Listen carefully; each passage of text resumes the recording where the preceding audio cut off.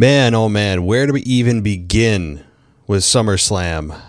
I really wish I could have done a night one review. I was out of town, but we are going to be doing a full review of the entire PLE. I'll start with night two and go backwards because it's the most recent thing we've seen and the most forefront on most people's minds. And we've got so much to cover with night two. And yes, even night one, which I don't think anyone would really agree was a better show than night two. Night two blew away night one. It wasn't even close, with big returns and crazy main event that I really didn't love as much as a lot of people did, but certainly still very good and headlined.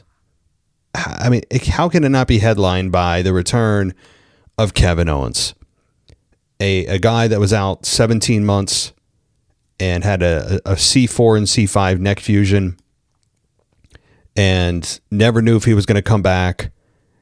We didn't know. We had heard rumblings over the last couple of weeks that he was getting closer, but whatever was going on medically, they kept close to the vest. And that's difficult to do these days. I'm sure they weren't happy that there was rumors leaked that he could be coming back soon, but the result is the same. Kevin Owens being back is just awesome. And seeing him, how emotional he was trying to hold back tears in his entrance, it's that feel-good moment. And that's how I would really characterize night two. It was the feel-good night of the event. It felt much more like SummerSlam. And we're not going to give them a pass for some things on night one. But if I'm grading this entire PLE as a whole and balancing out night two, I would still give this a B- event. Maybe even a solid B. I wouldn't give it an A for some reasons we'll talk about in a little bit. But the return of Kevin Owens, yes, the return of Randy Orton in night one. We did not get Drew McIntyre. I didn't think we'd get all three. You can't just blow it all in one event. But you got some big names. And I've even heard some people already saying, well, why wouldn't WWE? I think this was actually Vince Russo. If WWE was having issues selling tickets, why wouldn't they ahead of time have said to the fans that Kevin Owens is going to be a part of the event? Well, maybe because they want to change the way people perceive the product. Fans love surprises, and you are selling tickets by doing it this way. You know why? Because now people are going to think if they attend an event, there's a chance something big happens. It reminds fans that they can once in a while bring back a big star and surprise you. I understand your method. I understand your process for reasoning that out, that you want to let people know ahead of time so ticket sales are better. I don't know if Kevin Owens would have really sold that many more tickets. That is a surprise that fans prefer rather than ahead of time. I think the fans would actually have preferred that. I don't think that on his own he would have sold that many more. But it changes the perception of people at home too. You're speaking to the people at home, not to the people in advance that will make a decision. It's the prospective buyer that you're now trying to convince, hey, anything could happen. So that's why surprises are a big deal. And this was really good. And yes, Gunther being added was fun too, and it made sense. It's something that I thought a lot of us thought would happen anyway. Finn Balor being involved, he did a great job too. Sami Zayn jaw dropped with the result of Kevin Owens coming out. It was just a great moment. It was, and I don't think we should see as much backlash as we did for night one. And again, we'll talk about night one on the second half of the show. Normally I would do night one and night two in sequential order, but I mean, it just makes sense I start with night two. So if you guys want to go ad-free, patreon.com/WWE podcast, and you can get everything ad-free. The free version of my Patreon does not include everything ad-free. So if you're on the free side of Patreon, you're not getting the benefits. So, all right. Well, my God, can we start with the first match? And I want to let you know, if you haven't already invested in a VPN and you want to essentially get the events on ESPN for a lot less money because of VPN. You can get free trials, but you got to eventually pay for the VPN. I paid $25, or I will be paying $25 after my trial's up for ExpressVPN for the year of ExpressVPN.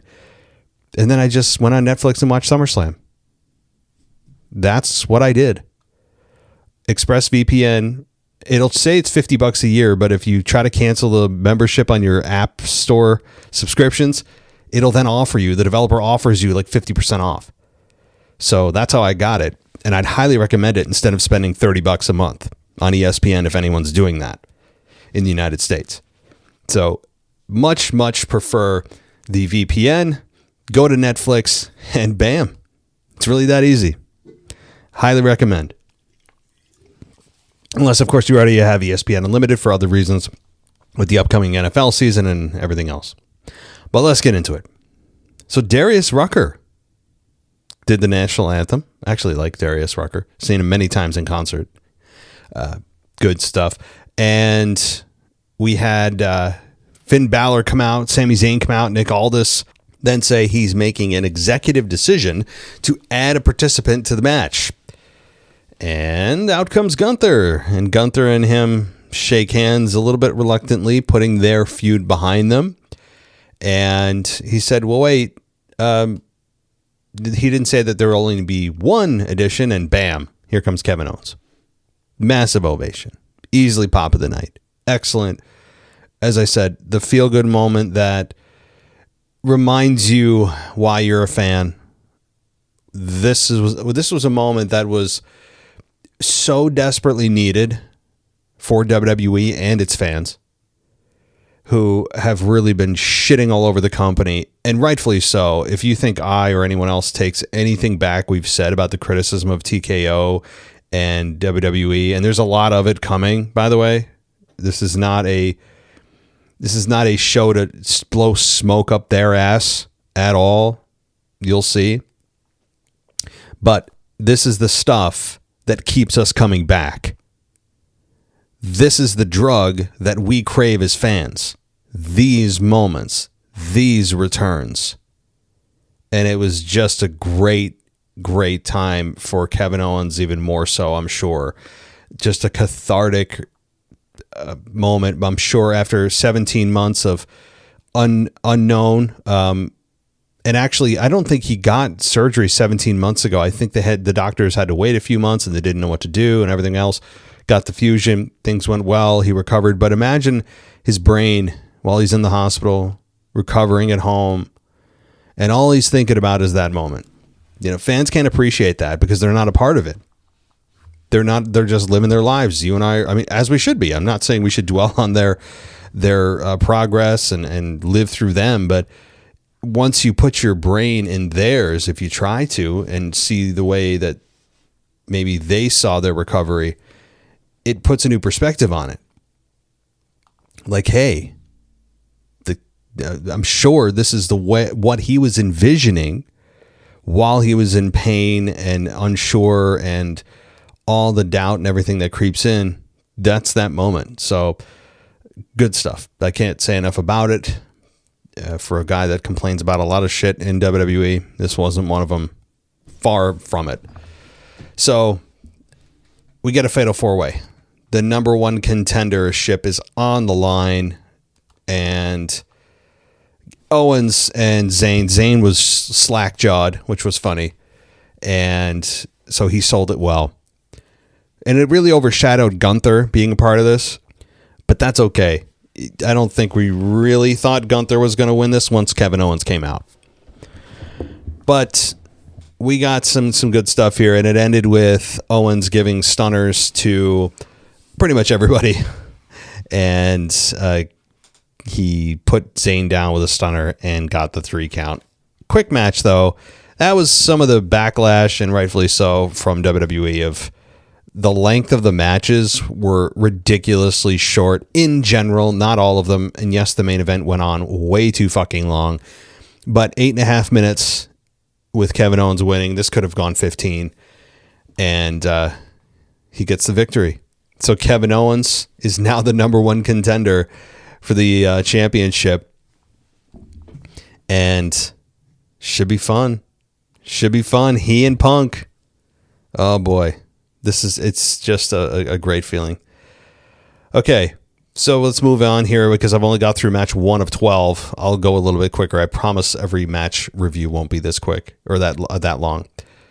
So Trick Williams versus Baron Corbin for the United States Championship. Boy, I don't envy these guys for having to go after that because those kinds of returns and moments suck the life out of the building and the fans need time to recharge.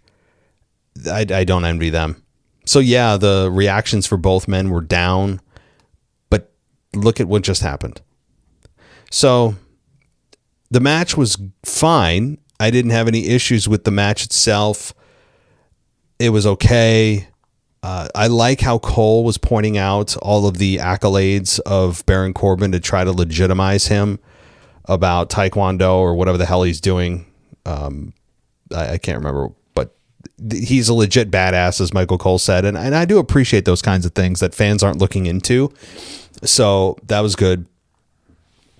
And then having Corbin get the victory after he hit the title belt on Trick, and then the 3 count after End of Days, and Little Yachty and Trick had some mix-ups, and that could be the end of that relationship. We'll see. But more importantly, Baron Corbin wins in 9 minutes. I don't think anybody expected Baron Corbin to win. I didn't call for it. But thank God Corbin won, and I say that for the sense of maybe this furry championship will be banned forever. If Corbin keeps that furry championship, it'll be a cold day in hell. There's no way. Corbin has to bring some respect back to that championship. And I'm not saying Trick Williams isn't going to be a big star and that he can't get his momentum back. And no, he easily could. He's young. He's got a bright future. WWE's already earmarked him as one of their bigger stars coming up. But what he did and what the company decided to do with the United States Championship, as I've said, is an abomination. And I hope Corbin will put an end to that and just bring back some respect to the championship. So it's good to see him as champion. I want Corbin to get on the microphone, talk to us a bit. I think that'll help, because one of the criticisms of Baron Corbin prior to this, when he left WWE, he was just boring. Very formulaic. There wasn't a lot of layers to Baron Corbin. Good in ring, decent on the mic, but it just was rinse and repeat. So maybe Corbin can show us something a little bit different.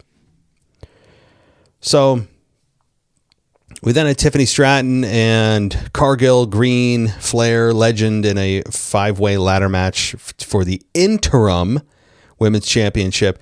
And boy, no reaction for Tiffany Stratton. Nearly none. The internet's darling just a few months ago has really fallen off. And I don't say that in the sense that, well, we should get back behind her and rally behind her. No, quite the opposite. Everything I've seen from Tiffany, who's made it very clear publicly that she just wants to use wrestling to move into the film industry.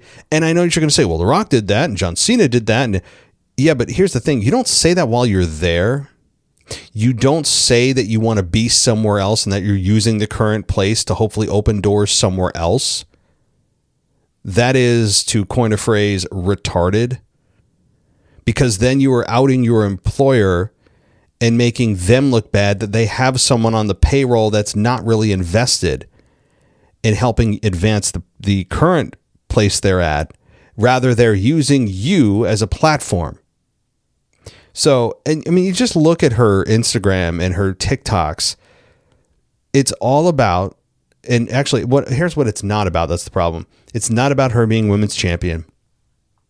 It's not about helping put over the company. It's not about helping forward her matchups or her rivalries. It's about pushing forward her newest outfit or her newest tattoo that her boyfriend got, which is creepy. I mean, he got like tattoos of her eyes or some shit. It's about making the belt, because she'll have the belt in her videos. The belt is an accessory. It's a fashion accessory to her. You don't believe me? Go watch the videos. Why is this a big deal? Well, because what the stars do outside of the ring shows you where their priorities lie. And it's clear what Tiffany's do. So, no, I don't give a shit that she didn't get a reaction. I'm glad. I don't need people here. I don't want people here that are just using this place to go somewhere else. That may be truly your agenda, but don't say it. Okay. But the match actually was pretty good. I really don't have a lot of complaints about this match. I've seen some negativity. I thought it was good. It was, and especially given that 13 minutes. Okay. So the match went 13. And there were some good bumps. Charlotte Flair got a good reaction. Lash Legend had some nice power moments. Chelsea Green, we'll get to her in a minute, but she had some interesting moments too. And everybody forgets how to climb the ladder, of course, when there's that moment that they have the ladder and they're just in awe that they have a moment to climb the ladder, and then they forget how to put one foot in front of the other, and they climb like they're 86 years old. They don't know how to fucking climb a ladder suddenly. But Chelsea Green, that moment where she got everybody's down. You're thinking this could be it. Then B-Fab and Michin come in and ruin it. And you're thinking, okay, well, that was fun for a second. And then she gets a second chance at life. Climbs. Bam. New women's interim champion. See, as fun as that moment was, and it was fun, and the You Deserve a Chance, and the feel good moment, which is a theme throughout that whole the night tonight, was feel good, and it was. I'm glad for Chelsea. She has been on the roster for quite some time. Her story is quite interesting. Nearly getting fired. Fans got behind her. She was this lovable loser. And now she is your interim WWE Women's Champion. But see, as fun as this moment is, and I'm not trying to pour cold water on it, but I'm trying to give you a real look at this. The caveat is interim. See, Chelsea wins her first championship because someone else got injured, and she's not even really the true champion. She's the interim, which means keep my seat warm. Now, does it mean that when Rhea Ripley returns, she's going to have to relinquish her championship? No, you know how it's going to go in WWE. They're going to put a matchup on between Rhea and Chelsea, if Chelsea's still champion, and I have no reason to believe she won't be. But interim sucks. That's a hell of an asterisk to have next to that accomplishment. It's also going to be interesting to see what does Rhea Ripley's reaction, and what is it going to be like when she goes face to face with Chelsea, who is beloved because she's, number one, it's the first time she's won it. She is a lovable character because she's just so ignorant and ditzy, and the fans just connect with her. She's got that static electricity connection that you just can't help, and it can't be taught. And I do wonder what's going to happen. So that's for down the line. Whenever Rhea gets healthy, which I would imagine is in a couple months-ish, we'll see. Probably in time for Survivor Series, which they've already told you about in Houston. All right. So, another feel-good moment for Chelsea. All right. Let's keep going here. Danhausen and Dominic Mysterio. Human Money's on a pole match. Whatever. We had JD come out and the Minniehausens come out and Joe Hendry come out. The usual suspects to chip in their 2 cents. It was all stupid. Danhausen beats Dominic in 6 minutes and 50 seconds. And he wins the money. So they're just going to continue this silliness backstage where Dom is still searching for the money, I would guess. I am not sure. So Danhausen wins in 6 minutes and 50 seconds. Not that much further off from an actual match on the card. I mean, this was about a minute and a half less than a lot of the matches, which is kind of sad. Okay. Chad Gable and Penta, Intercontinental Championship. 11 minutes and 10 seconds. You knew this was going to be the outcome, continuing the theme here of feel-good moments. Chad Gable wins in his Intercontinental Championship bid here against Penta. A matchup that was good, really good. Was it an all-time classic? No. I think we need to taper our expectations when we expect a matchup to be that. I mean, look at Cody Rhodes and CM Punk last night. That was far from a 5-star classic. I'd give that like 2.5 stars. It was okay. Sometimes the magic just isn't there, despite all of the talent in the men that are in the ring or the women that are in the ring. Sometimes it just doesn't work that night. And Chad Gable and Penta, I think, had a very good match. And Gable winning was the correct choice. The finish had Gable pull Penta back to the middle of the ring after he had already put the ankle lock in, and then he just really cinches it in, and Penta taps. And then we had Gable's wife and kids come in the ring, and Gable's son wore the same gear as his father, and a "You deserve it" chant broke out. And he got on the mic and he said, "My name is Chad Gable and I was born, raised, and I live in Minneapolis." And he said, "This is the family that stood with me through the highs and lows." And he held up the belt. So good, feel-good moments. His family there. Finally, he gets to the top of the proverbial mountain, although one of them, not the mountain, but a big mountain. And Penta shakes his hand and puts the belt around his waist. You know, you never know what's going to happen there. No heel turn, no funny business. And it was all just kind of a heartwarming moment. Except, yeah, there was something that happened at the end of this that I'm going to take issue with. We couldn't let this moment go unfettered, untouched, unblemished. Why? Well, we got to make sure that TKO puts their grubby little hands on this segment. And they force Chad Gable to partake in the root beer segment, the root beer sponsorship segment that was paid for. He gets on the apron after, I don't know, some fucking mascot gets on the apron and hands Gable a couple of root beers. I didn't know they were root beer until he started, the thing came on the screen. I thought he had actual beer, but it's root beer. And he's chugging them, and you see the sponsorship go across the screen. Fuck you, TKO. We have a moment that does not come along very often. And they use Chad Gable in this moment to be a vehicle to this root beer sponsorship that they were able to acquire. Fuck them. Okay.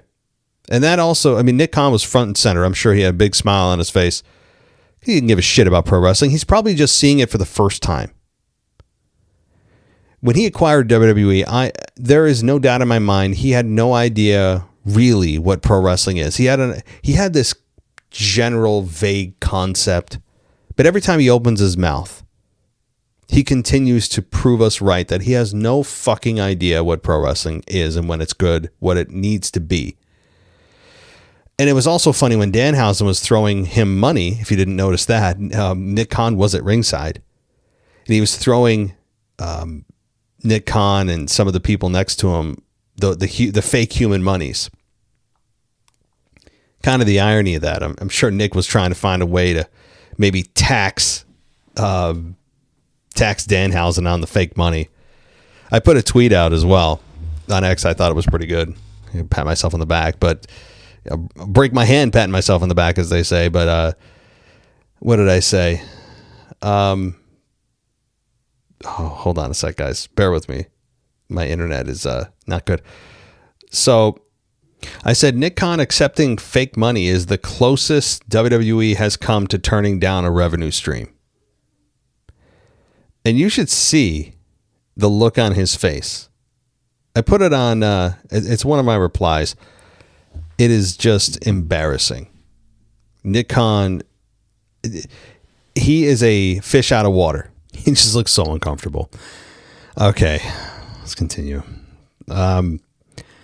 Okay, we had Roman Reigns and Seth Rollins for the World Championship as the 6th and final match of night 2. And the match, where are we? 33 minutes and 25 seconds. You could have taken 10 minutes off this. Okay, let me work backwards as my brain does. Roman Reigns winning is no surprise to anyone. I think the money was on Roman, and for good reason. TKO and WWE trust Roman. He's a needle mover. He's their guy. And Seth is truly number 2. That's exactly what Reigns said, and he is. That's how the company views him, and it was apparent tonight. And Roman Reigns and Seth delivered. They are professionals, tons of experience between them, against one another, and Roman has not yet beat Seth one-on-one, and that monkey's off his back. And when Michael Cole said that he has exorcised all of his demons and there's no more skeletons in his closet, I thought for sure they were queuing up for The Rock, because that is still a skeleton in his closet. That's still something he hasn't exorcised. It's still something that's out there. And we didn't get it, which is fine. But I thought that was a setup. He was setting the table for it. And again, I thought the match was good. Very good. As a general outcome, the pacing of the match I thought was questionable. They took it a little bit too far with the end of the match, slowing it down to an unbelievably painfully slow pace. That's probably the good 10 minutes I talked about they could have shaved off of it were them just yelling at each other, stopping the match cold, and then just yelling at each other in the middle of the match. And I get the psychology of that. It's interesting. You don't see that too often. Typically, it's just once they start fighting, they just fight till there's a winner. But when each man takes each other's best shot, and that man just won't stay down, I get the psychology behind it. It's like, whoa, what's going on here? This doesn't happen very often. What's he saying? Is the match going to stop? What's going to happen, right? I get that. We've seen that before. It's not new, but this happened to a degree that was ridiculous. Like, they were yelling at each other for the second half of the match and working at a pace that even I like slower paced matches, was annoyed at. And again, don't get me wrong. I appreciate what they were going for, what the goal was. And some of the bumps they took were good. Each power bombing each other through an announce table. The pedigree from a spear multiple times. The stomp false finish, the 14 Superman punches, or not, no, I shouldn't say it. He hit like 1 or 2 Superman punches. It was the spears. He went overboard with the spears. You knew that was going to happen. That's just the way the world of pro wrestling works today anyway, with the constant kickouts of finishes. So you knew that was going to be a part of it, because that's just comes with the territory now. And I get that. And it's move for move and finish first finish and using each other's finishes. Roman gets speared. Rollins gets stomped. And it's every possible combination. Multiple finishers, using each other's finishers, kickouts of like everything. Fine. And Michael Cole being the narrator of the story. And being very heavy-handed that this is the final time. This is it. And I appreciate that, saying this is the chapter that's closed. Fine. Good. I like that. It's definitive. I also liked the callback to Dean Ambrose. The rebound clothesline, the double arm DDT. Michael Cole even mentioning him by name. He didn't say Moxley, he said Dean Ambrose. And that was something I thought, okay, wait a minute, it was Dean in the building. And we all thought it's a possibility. So that was cool. A nice little homage to Dean. The end of the match with the fist bump in the middle of the ring that Seth agreed to. No heel turn there. I like that. The beginning of the match with the Shield tease by Rollins. I like that. The only complaint I had about this match was the damn pacing for the last 30 to 40% of the match. It was too much. That went too long. And the 33 minutes, it's a little bit skewed. You got to dig into, okay, what was the 33 minutes, particularly the last 15. So, overall, though, I enjoyed the match overall, other than the frustrating downtime of just staring at each other and the incredibly long amount of time that it took for Rollins to grab a chair and then Roman to stare at the chair. I know it's part of storytelling. It just was executed a little bit too slow for my liking. And that's really the only complaint I had. That's it. I mean, out of everything that could have gone wrong in that match, fine, there was a ref bump. That's the obligatory ref bump. But they wanted that spot so that they could get to the steel chair spot. But the steel chair never came because no one ever used it. So there's that. I appreciated the story that they're telling, going back to the beginning, the infamous chair shot that we never forget and has been played hundreds of times in our brains. I understand all of that. It's simply that the pacing was incredibly long. It was unnecessarily long at the end of the match. So the right person won and no interference. That's a shock, just straight up. I like that. So, Cole saying it was one of the greatest main events that he ever witnessed at SummerSlam. And Barrett spoke of how Reigns decided that he had to beat Rollins in the right way to show he's the better man. The analysis says that a very good main event with big moves and big near falls. The announcers laid it on thick, but it was entertaining and the live crowd was hot. Interestingly, Cole said it was the final chapter, yet they never declared during the build that this would be their final match. I'm guessing it won't be, or at least the company doesn't want to claim it will be, when they could always revisit this down the road. But if this was the rebirth for Rollins' character, where does he go now that he is lost? Yeah, that's a good point too. I'm glad that was brought up. I forgot. His costume, his entrance attire, I should say, same thing, that was worn by Rollins in his entrance, Cole said was symbolic of a rebirth of himself. So Rollins is going to have some kind of character change. I don't think it's a heel turn, but something's going to be different. I don't know what it is, but we'll see. So he's gone from Seth Rollins, the Shield, to the corporate champion with Stephanie and Triple H, to the Monday Night Messiah, to the Visionary. And we'll see what this part is. I don't know. Okay, so that's night 2. I know I'm going backwards, but that's the way of the world right now. I'm going to now quickly talk about night 1. I want somewhat quickly because there's still 6 matches here or more on night 1. And the show opened with Cole saying there was a capacity crowd in attendance. Really? The building can hold like 70,000 people. You guys sold 32. We're defining capacity quite differently, but fine. He's a company guy. I'm not saying for him to call out the company. It's just funny, the phrasing they used. I'd love for them to define what capacity crowd means. Okay. First match, Io Sky and Liv Morgan. What am I going to say about this? It exceeded my expectations. Exceeded by them by a long shot, because I was not particularly excited about their match at Night of Champions in Riyadh. I thought it was fine, and then they announced it again for SummerSlam, and you're like, well, we just kind of saw it.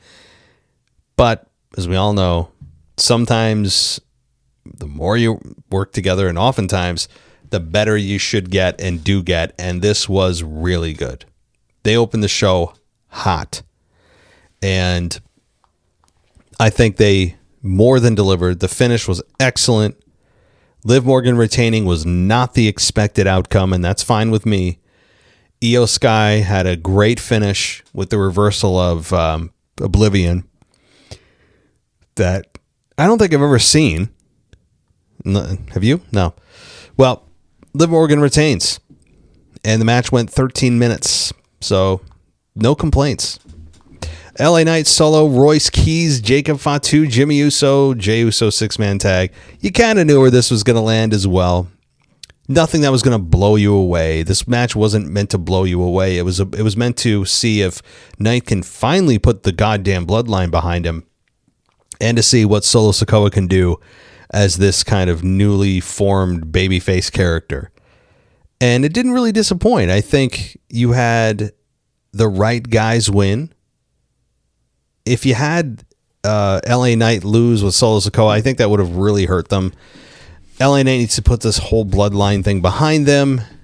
It's not going to hurt Solo, Jimmy, Jay, and Jacob. It's not going to hurt them. They'll be fine. Maybe this will give Jacob Fatu some more time to go out to the Spirit Halloween store and get another werewolf mask that he can wear in his entrance. He is really taking that literally, isn't he? He's actually taking this literally. I mean, maybe on a full moon. If you have a full moon where you are right now, open up your window, poke your ear out. Maybe you might be able to hear Jacob howling. Go ahead. I'll try. I don't have a full moon. I think I'm at a half. No, it's cloudy skies. So, I can't believe he's taking that seriously. I did not want him coming out in a werewolf mask, but here we are. Anyway, Solo was great. Solo was doing his comedic stuff. He has come unglued, as Michael Cole would say. Jacob Fatu, or rather Solo, is really what I'm focused on here, as many of you are, to see where this goes. Is this sustainable? How does the crowd react tomorrow night? It's an interesting kind of organic shift for Solo Sikoa. Those are always some of the best turns ever as well. So, okay, let's continue here. Gunther and Nick Aldis. There's your feel-good moment. Yeah, Nick Aldis didn't win. Who cares? He wasn't supposed to. He shouldn't have either.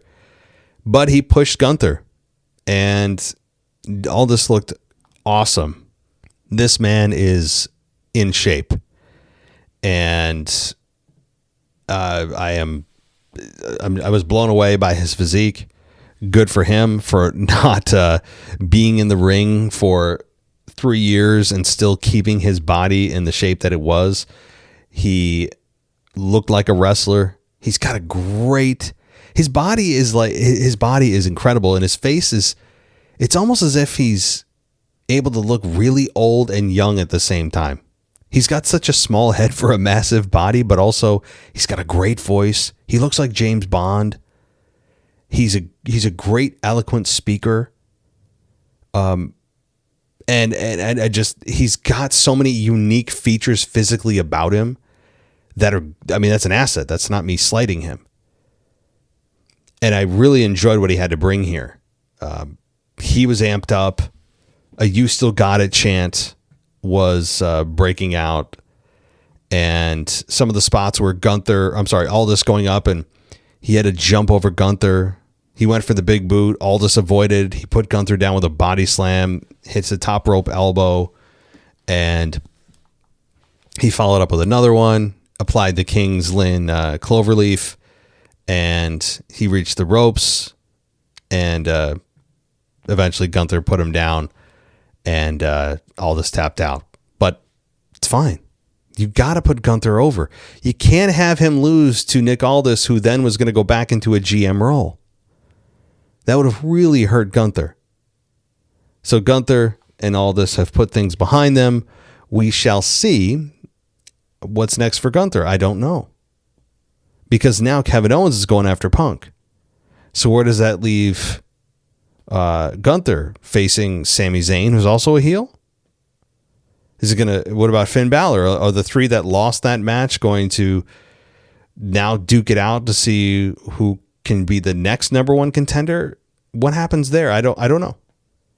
So they have their work cut out for them. More ads. But hey, here's the kicker, guys. If you do this VPN, ExpressVPN, Nord, whatever, and you are able to scramble your location to overseas and you watch SummerSlam on Netflix, you don't really get the commercials. You can avoid the commercials.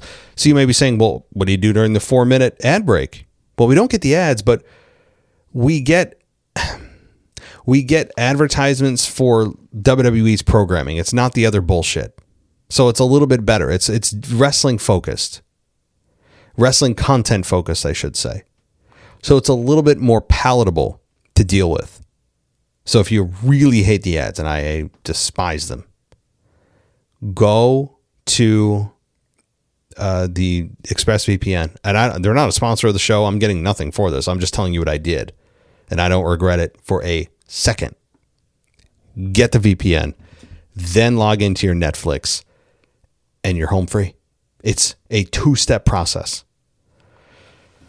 All right, so a great feel-good moment. We then had Nick Aldis bring in Mickie James, and also bringing in his son. It was just a great moment for Nick, and I know he was really emotional about it on Chris Van Vliet's show. A rare moment of emotion. Just good. I felt great for Nick. So he delivered, no doubt about it. JC Jane, Fallon, Henley, and Lainey Reed take on Brie, Nikki, and Paige in a 6-woman tag. The match went 7.5 minutes, and the right team won here, as I predicted, and it's just the right call. Fatal Influence wins, and the implosion, though, of the Bellas on Paige, I didn't see coming, but it was also a good move. Number one, the Bellas are not exactly over. They want to think they are.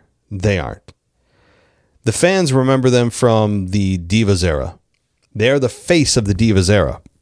Not exactly a era that one should be proud of representing, but they brand themselves as trailblazers, and I guess if you want to pretend that you are in an era that people want to forget, you have at it, girl. You go. But more importantly, coming out of this, so Paige is now going to be presumably a single star. Excellent. Good choice. But she was going to be facing the Bellas, presumably, maybe trying to find a partner. But now that we don't have Brie because of the injury, apparently she has a really fucked up shoulder. We've just been hearing phrases like, it doesn't look good.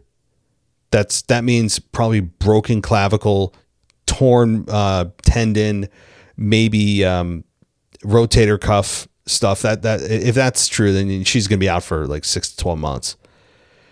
But if Paige was going to be teaming up with somebody to help her with the Bellas, well, guess what? Brie is now out. So I would imagine that Paige is going to target Nikki, which means she can't have a partner, and maybe it is one-on-one. My fear is that they'll find a substitute for Brie, and then you'll have Paige find someone, and it's still going to be a fucking tag team match. So maybe I just talked myself back into Paige in the women's tag team division. I hope not. But I am really shedding 0 tears of Brie getting injured. Now, on a human level, I feel for her. I mean, I'm not that sadistic. to wish injury upon her. I'm not, but I'm not as a character from a wrestling perspective on her on my television or on my iPhone, as many of us are watching it through. I have no sympathy. I could give two shits that Brie Bella got injured in storyline. In storyline, I don't give a shit. It's great because the Bellas are insufferable. And they're heels now too, so kind of very natural role for me or for them. All right. We then have CM Punk, Cody Rhodes for the world or the WWE Championship. And as I said earlier, though, I mean, this match also went 30 minutes. Each main event went a half an hour. It was fine. It was a lot of back and forth. Yes, Punk fucked up a move. Who cares? It's going to happen. He fucked up what was like a moonsault of sorts. Who cares? For me, it was about a couple of things. One, Randy Orton returning. Great to see Randy Orton. So we get Randy Orton returning. We get Kevin Owens returning. No Drew McIntyre, but he's probably close in tow. And he RKO's Cody Rhodes, which makes sense given that he was last in a rivalry with Cody at WrestleMania, and he wants to exact his revenge. Cool. Now, what I also took from that is there weren't a lot of boos. There were not a lot of boos for this RKO. Number one, because people love Randy Orton. Number two, they love the RKO no matter who's getting hit with it. And number three, they're really tired of Cody. Just generally, there's an exhaustion with Cody or a fatigue with Cody. It's just kind of like, it's the same old, rinse and repeat with Cody. So people are ready for a change. And that could come with a Cody heel turn. Now, it didn't happen at SummerSlam, but we have another big event coming. And I believe, is it Money in the Bank next October 10th in New Orleans? I know they announced it as a PLE happening in New Orleans, but is there an event in September? I'll have to look. And then after that, of course, is Survivor Series. So we're not far away from Survivor Series, believe it or not. We're only 3-4 events away. And I would imagine that it's going to be Cody Randy in a grudge match because neither have the championship. It'll be Kevin Owens, CM Punk for the WWE Championship. And that's going to be quite interesting too because Kevin Owens is going to be a beloved figurehead in WWE for the next several months. I mean, people want to hear from him. CM Punk is also beloved. He's one of their top guys. He's the champion. What do fans do? Do we always have to make these hard decisions? Unless the idea is to turn Punk heel, which I guess you could. I don't want to see it yet. It's not time yet for Punk anyway. And certainly not for Cody or I'm sorry, Kevin Owens, who just returned. You don't want to pour cold water on that. You know how much merch you can sell off of that return? People want to hear the sob story. They want to know the details about his surgery and his recovery and what he was thinking. We'll probably get some of that on air, but most of that will be reserved for a documentary or Unreal or something along those lines where you'll really be able to dive in and hear from Kevin. But we should get some of it on air, and people aren't going to boo that. So I thought the main event here with Cody and Punk was, again, lackluster, okay, middle of the road. And maybe it's because these two had such sky-high expectations that if you didn't put those expectations on them, you'd be like, wow, that was really, really good. But it was okay. However, the takeaway is Randy's back and Punk retains. That's the takeaway. So, all right. Overall, SummerSlam, I say, was a B to B minus.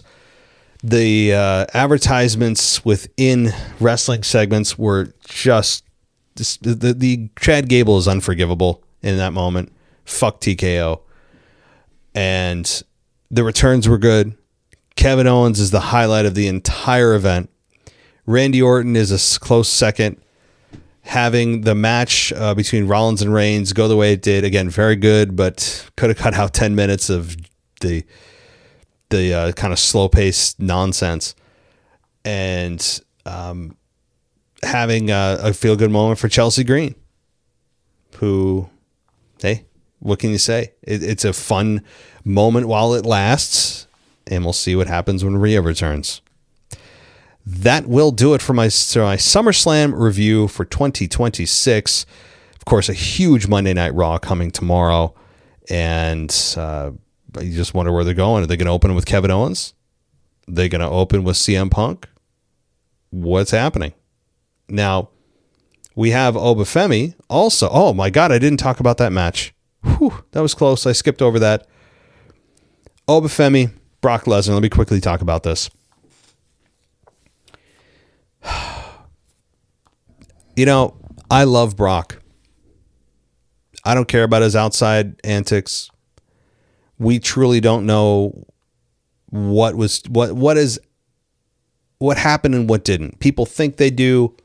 We are so far removed from totally understanding what happened and what didn't. Okay? I'm talking about Brock Lesnar, the performer. So, love me some Brock. I love Hell in a Cell. It got me into wrestling back in 1997, as you all know. Obafemi, I'm becoming more of a fan. I'm not jumping on board as quickly as so many people are. I'm not. And that's not because I'm just trying to be a counterculturalist or be that guy or get attention. I just haven't connected yet with him, me personally. But I understand why people do. The match with Brock at WrestleMania, I was disappointed by. Not because of the outcome. You knew Oba was probably going to win that. But the length of the match, you knew they could do more. So they finally do in their second match. Brock wins. People flip out.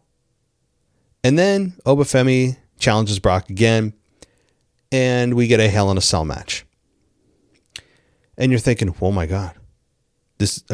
Great. The match has to be longer.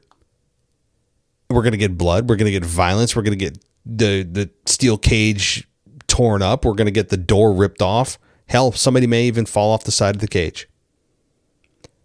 We didn't get any of that. And I'm not saying the match wasn't physical or that they didn't put effort in. They did. But you can't tell me you're going to have a Hell in a Cell match and then not use the fucking Hell in a Cell. This has been pointed out by so many people. I know I'm just dogpiling it. I don't care. I'm a dogpile specialist. But I'm not doing it because it's safe or I don't want to ruffle feathers. No, it's truly how I feel here. Like, if you're going to use Hell in a Cell and you use it sparingly now, which I also agree is a great thing. It's no longer part of this stupid schedule that Vince McMahon had. I'm very grateful that it's only brought up when needed. But if you're going to only bring it up when it's needed, you better use it. And they didn't use it at all. At all. They might as well have been in a no DQ match or a Minnesota street fight or a no holds barred. By the way, all those things mean the same fucking thing. But instead, they basically had a no DQ match inside the cell, foregoing anything to do with the cell. The cell might as well not even have been there. A complete non-factor. And I'm not looking for people to get stitched up, cut up, blood piles everywhere, and people losing stupid amounts of blood. I'm not looking for that. I'm looking for just you to deliver on what a Hell in a Cell match expectation is. And they didn't. And I understand. He tombstoned Obafemi on the plywood. Okay, yeah, that came out of nowhere. That was surprising. It didn't make a whole lot of sense with Brock using the tombstone. I understand that there's a connection with The Undertaker, but what does The Undertaker have to do with anything here? I don't know. And having Brock, yeah, we had your kickouts of F5s and Brock sitting up and all the silliness. No utilization of the cell. And there was also Oba almost no-sold the tombstone on the plywood because he popped up very quickly after the 2 count. So not only did he kick out of it, not only was it really unwarranted for Brock to use that move, but also Obafemi pretty much no-sold it. One other thing. This is just kind of a general complaint because I got to balance it out. I've been too I've been too positive right now. The positivity is making me sick. So let me counter some things here. Number one, if a referee takes a bump, which you all know is going to be an obligatory spot in a championship match, particularly with the Seth Rollins Roman Reigns match, it is a derelict of duty on the part of WWE management to not have another referee on hand to be able to continue the duties of the referee. The referee position needs to continue. The referee is an integral part of the match. And why does no one come out to check on the referee from a medical perspective? He's not even an active participant. Why does no medical staff even pretend to check on him? They just wait for him to stay down. They know it's a spot. So we're going to wait for him to count to, 200. That's how he knows it's time to get up. Or he hears it in his earpiece. Okay, start to get up. Whatever the cue is. No medical team. No second referee on hand at the ready. I know it's pro wrestling. I get it. But also, some of the times it's just so egregiously bad and obvious, it needs to be called out. So, yeah, that was really bad in the Roman and Seth match. But it's a general issue across WWE's presentation of pro wrestling anyway. But there it is. All right, now I think I've covered most of it. I hope I didn't miss anything big. But I will leave it to you guys to tell me what you thought of SummerSlam. You can send me a voicemail if you want. Just create a voice memo and send it out over to my email, mailbag@wwepodcast.com. Make it 3 minutes or less, or I'll have to cut it because we could all rant for hours. Or you can just send me a regular email at mailbag@wwepodcast.com as well. Enjoy Monday Night Raw. I'll be back Tuesday with your Raw review. And as we head now into late summer, SummerSlam is complete. It's now behind us, and we get to look forward to a infusion of stars. We'll start talking about the next PLE, Money in the Bank, who could win that, with some guys at the top of our list and gals at the top of our list. So everybody, if you want to go to Patreon and go ad-free, patreon.com/WWE podcast. If not, I will talk to you on Tuesday.